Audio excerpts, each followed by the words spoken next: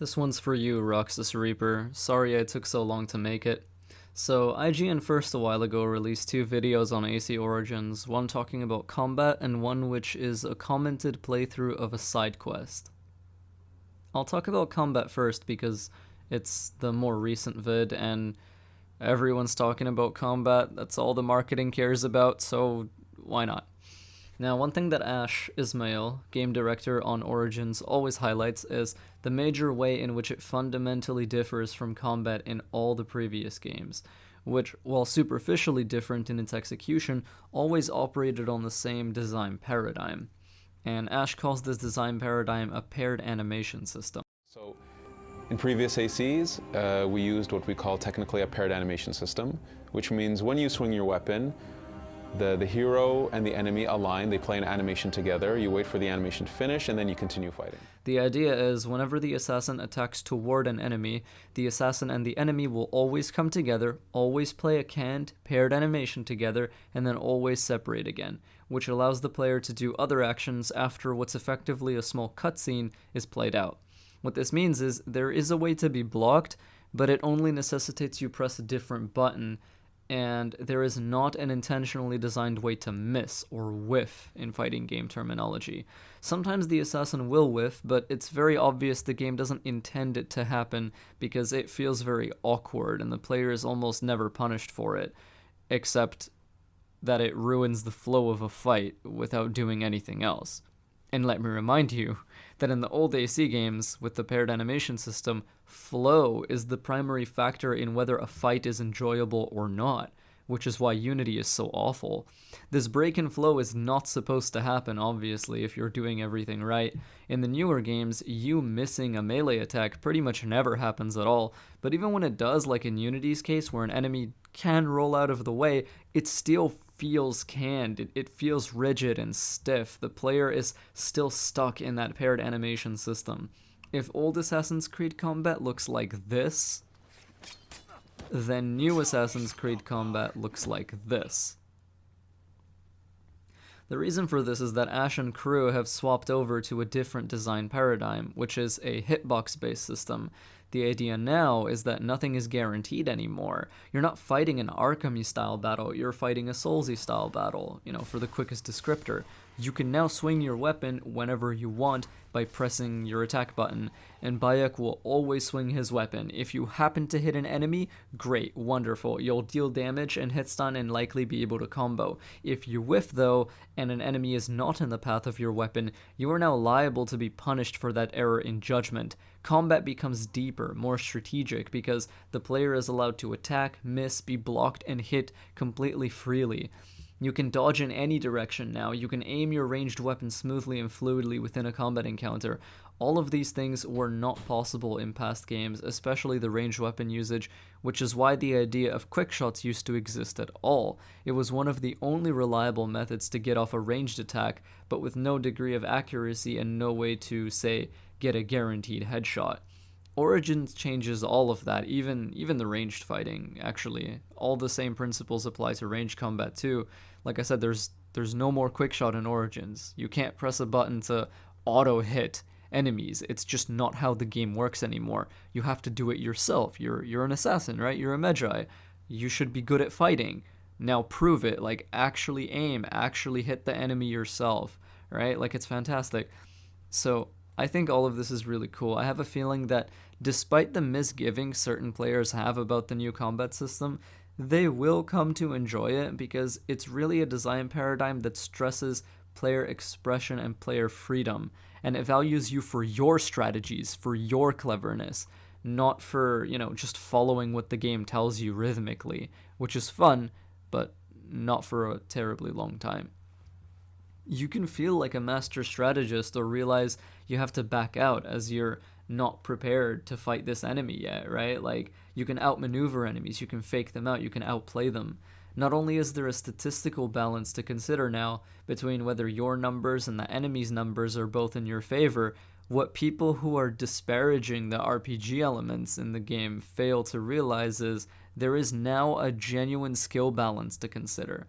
Not just your numbers, but between whether your own intelligence, your own mastery of the game's fight system is actually up to snuff to take down different enemies. And sure, if you're a terrible player and you're bad at fighting, then yes, you can buff up your character, you can buff up your Bayek by, leveling up, getting gear, etc., and playing that way.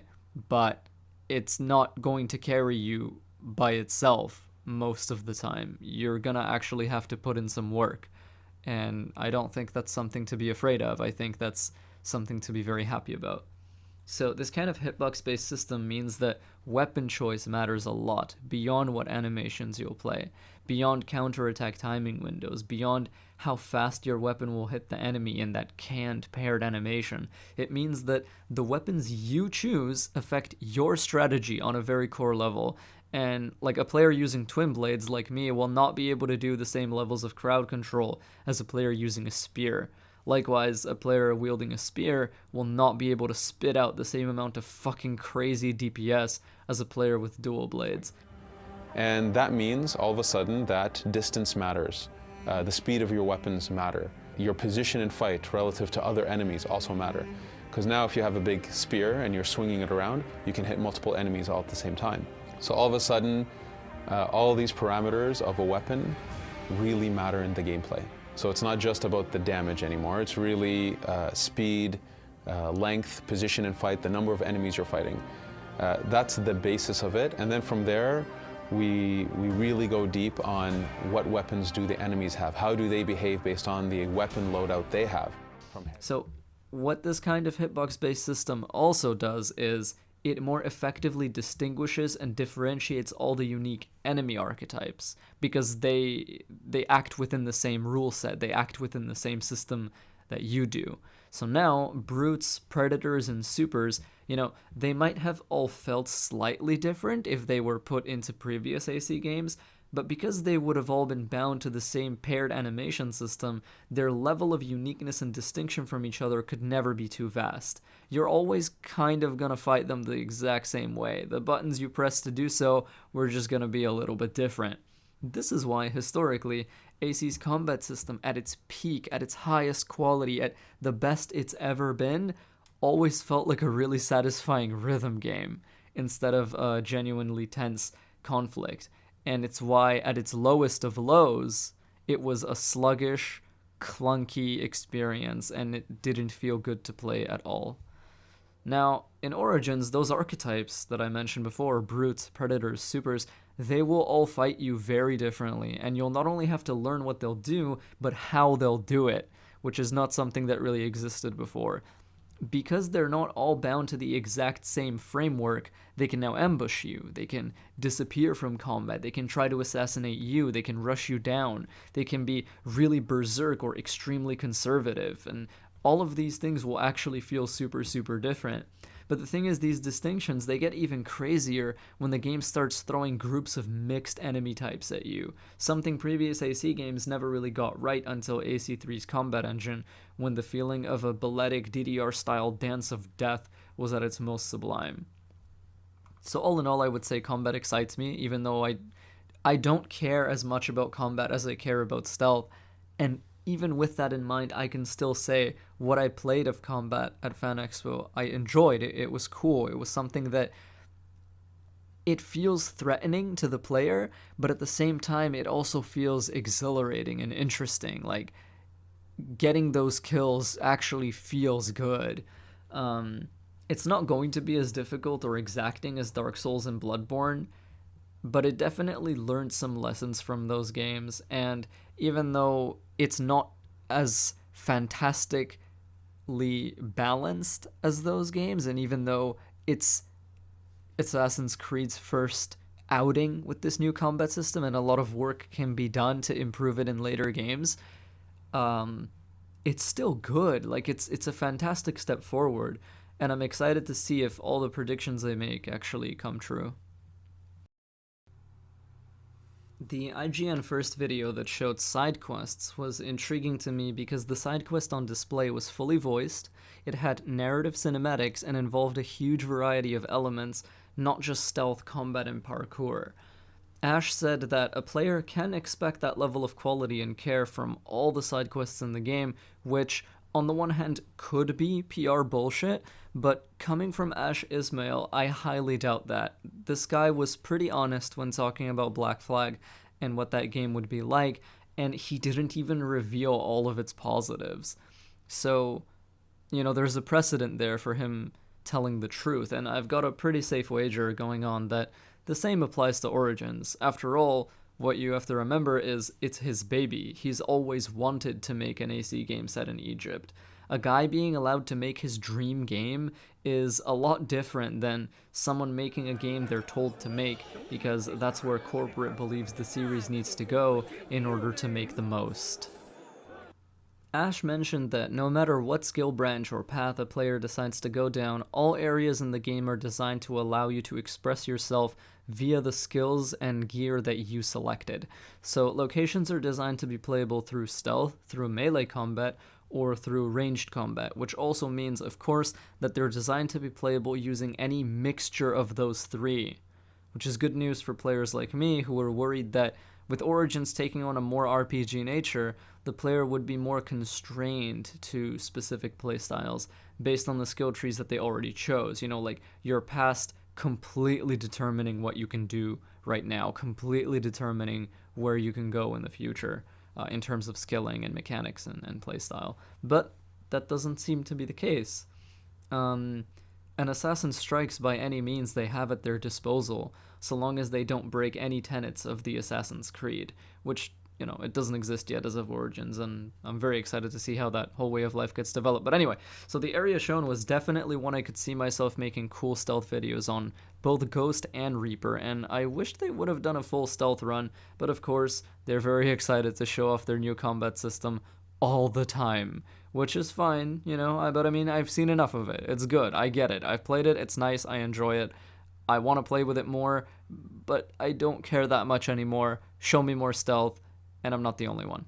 I don't need to ask, does anyone else? Am I the only one who? No, I'm not. Everyone wants to see stealth more. So I mentioned earlier that I saw things that didn't have to do with the core pillars of Assassin's Creed, and to talk about them in more depth, I saw that Bayek can pick up objects and move them around. I think he got some limestone blocks or something that were blocking an opening. You can pick stuff up, you can get it out of the way of crouchable openings and secret entrances.